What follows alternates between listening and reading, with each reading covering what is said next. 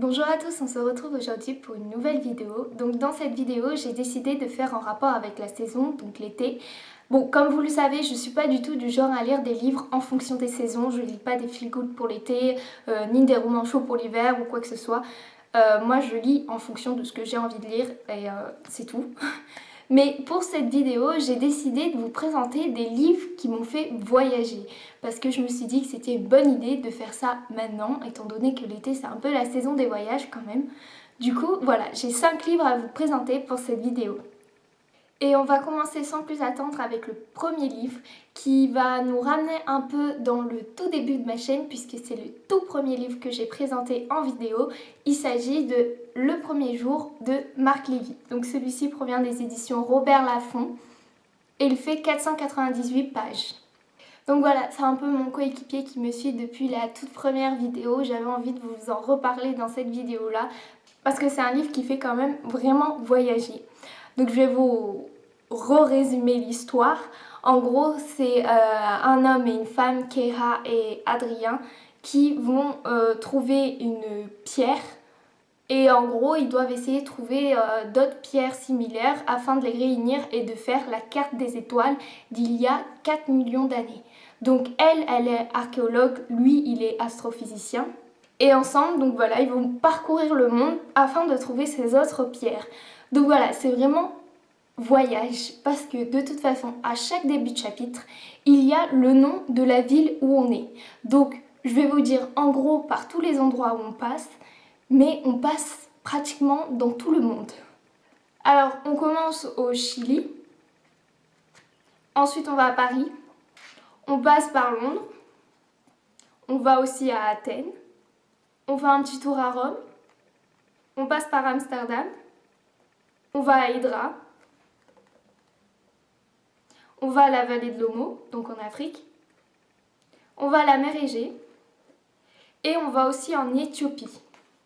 Donc voilà en gros toutes les villes qu'on va visiter dans ce livre, par tous les pays où on va passer, c'est un vrai voyage partout dans le monde pour retrouver ces roches. Donc le premier jour c'est le premier tome et il y a une suite qui s'appelle La première nuit et là c'est pareil, l'aventure continue et on va aussi passer par plein d'autres endroits. Donc si le premier jour vous a plu, n'hésitez pas à lire La première nuit qui est aussi très bien. Alors, le second livre que j'ai à vous présenter, il s'agit d'un livre que j'ai vraiment beaucoup aimé parce qu'il me rappelle ma seconde patrie. Donc c'est L'Italienne d'Adriana Trigiani. Il provient des éditions Point et il fait 631 pages. Donc celui-ci, pourquoi je vous le présente dans la catégorie voyage, on va dire. Alors, en fait tout simplement parce qu'au début, on commence dans un couvent des Alpes italiennes pour ensuite terminer dans le Little Italy d'Amérique. Du coup, j'ai trouvé ça vraiment bien, le parallèle qu'il y a entre le début de l'histoire et, disons, le milieu, enfin l'arrivée en Amérique. Et c'est vraiment, ça se voit que ce sont des personnages qui sont... donc on va suivre les aventures de Shiro et Enza. Et on voit que ce sont des personnages assez aventuriers qui n'hésitent pas à aller là où ils doivent aller pour aider leur famille ou pour devenir indépendants. Et c'est vraiment... Comme vous voyez, je trouve qu'il va très bien dans le thème voyage, rien que la couverture, on comprend que c'est le début du grand départ. Et franchement, l'histoire est juste géniale. Il y a plein de péripéties, c'est un peu, ils se cherchent pendant toute leur vie et on se demande tout le temps s'ils vont réussir à se retrouver ou pas. Donc là, c'est vraiment une très belle histoire d'amour, mais sur des fonds d'aventure. Et c'est vraiment un très beau livre, donc je vous le conseille aussi. Donc le prochain livre que j'ai à vous présenter, je vous l'avais déjà présenté dans une vidéo coup de cœur avec Plume Fantôme d'Isabelle Webb justement. Il s'agit de Le cercle littéraire des amateurs d'épluchures de patates de Marianne Schaeffer et Annie Barraud. Donc celui-ci provient des éditions 10-18 et il fait 408 pages. Celui-ci, c'est juste trop une lecture d'été par contre. Je l'ai lu l'été dernier justement et je l'ai dévoré en même pas une semaine.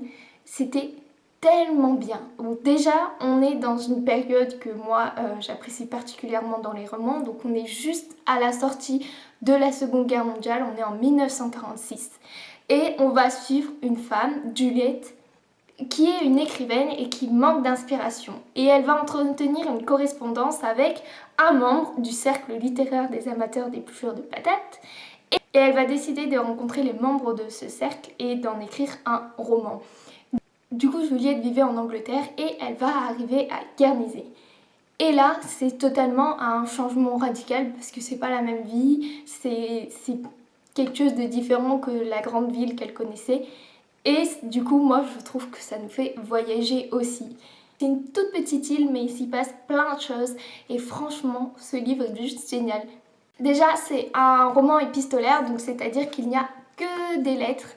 Donc c'est quelque chose qui se lit super vite. Et au moins, ça change un peu des livres habituels. Donc voilà, si vous voulez suivre une correspondance pour cet été, je vous conseille vraiment ce livre-là.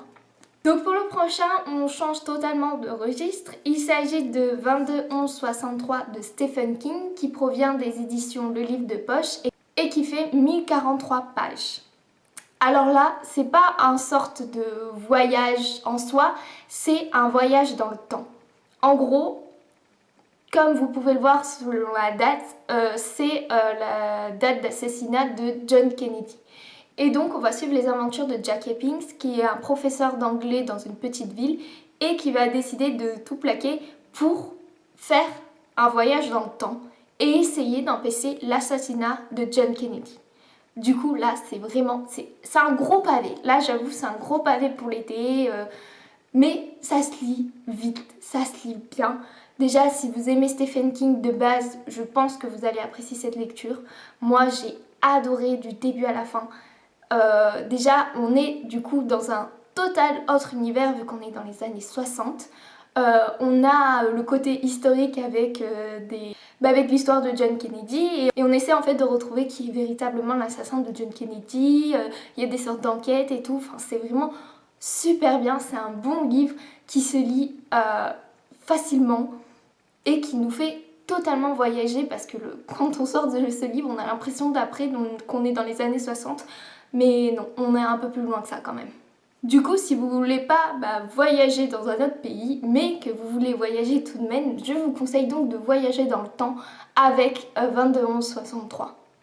Et enfin, le dernier livre que j'ai à vous présenter, il s'agit de Pour un jour avec toi de Gail Forman, qui provient des éditions Pocket et qui fait 403 pages.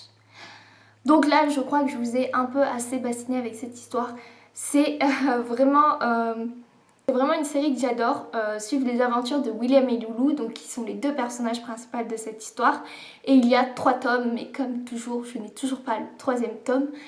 Et en fait, pourquoi j'ai choisi ce livre dans le parti voyage? En fait, c'est parce que là, dans ce premier tome, on est dans le point de vue de Lulu. Et elle va rencontrer un garçon, donc William, qui va lui inviter à aller visiter Paris parce qu'elle ne connaissait pas du tout et faire Paris en une journée. Et bien sûr, ça ne va pas se passer comme prévu. Il va disparaître et elle va finir par vouloir le retrouver. Et au final, elle va pas finir par visiter Paris, elle va visiter un peu tout le monde entier pratiquement afin de le retrouver. Donc du coup, voilà, dans ce roman, on va passer par l'Angleterre, l'Amérique, l'Europe. Et on va faire tout plein de petites villes pour suivre ses péripéties, tout ce qu'elle va rencontrer lors de son voyage pour retrouver William. Donc voilà, c'est vraiment une quête de l'amour mais qui nous fait voyager. Donc si vous avez envie de suivre Lulu dans ses aventures, je vous conseille Pour un jour avec toi. Alors voici les 5 livres que j'avais à vous présenter pour la vidéo, ces livres qui nous font voyager. J'espère donc que ces livres vous ont plu et qui vous ont donné envie de les lire ou même de voyager.